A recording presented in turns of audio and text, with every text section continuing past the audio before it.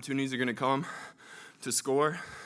And we kind of got in a little roll around, and I got a takedown in bags. That ended up being the difference. And, those are just like situations we work in practice. Whether it's a short time go where you need to get a score, or it's a longer go, you put yourself in those positions in your head, even though you're in practice. You see Pittsburgh in your head. Our coaches do a good job at emphasizing that. And so I'm really grateful to have the practice room I have and coaches that prepare me to, get those moves and put the points on the board in big matches. Drew, you are an Iowa kid, right? Yep. You know the history of Northern Iowa wrestling. Yes. When was the last time they won a national championship, and have you dreamt of being the next? Definitely dreamt. Tony Davis was the last one in 2000, I believe. And just to be able to have the opportunity to even be here. I got teammates that work just as hard as I do. And, their tournament didn't go the way they wanted it to. So when I'm out there, I'm not only representing myself, but my teammates, my coaches, the university, and my family. So I'm just excited and grateful for the opportunity to be here. Drew, given the fact that, you finished your high school career without a state title, but now you're on the stage to be able to compete for a national title, can you put that in perspective a little bit? I kind of touched on it yesterday in an interview.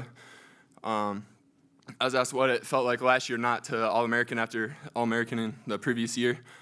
And I said, it's just a fire was burning inside, It's just fuel for the fire. And when you don't get the accolades as a younger guy or younger kid coming in, you have this chip on your shoulder, like you want to prove something. You already know it inside of you, and you got some coaches that believe in you, but you want to prove it to everyone else.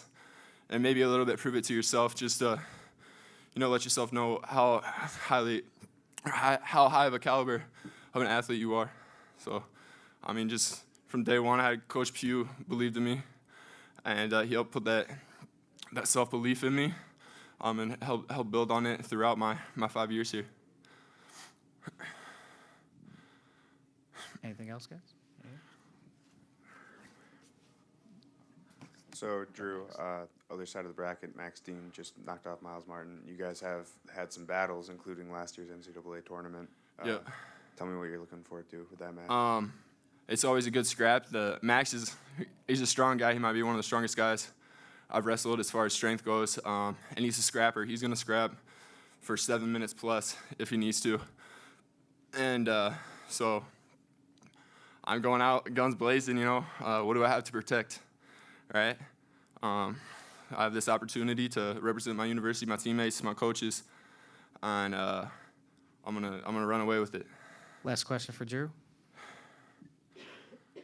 I guess, Jim Nelson with Waterloo Courier, you built a nice lead going into the third, and then he gets that little tilt there right at the end. What was your think? You didn't panic there. What was your thought process there?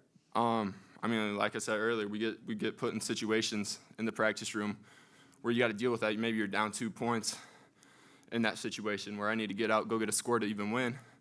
So I'm just ready to wrestle in those situations. Coaches do a good job of just telling us to stay consistent throughout the match. No highs and lows. You're just steady the whole time, and you could see it there in the corner there, telling me just control my breathing in those situations, get your breath under control, and just wasn't wavered by the situation.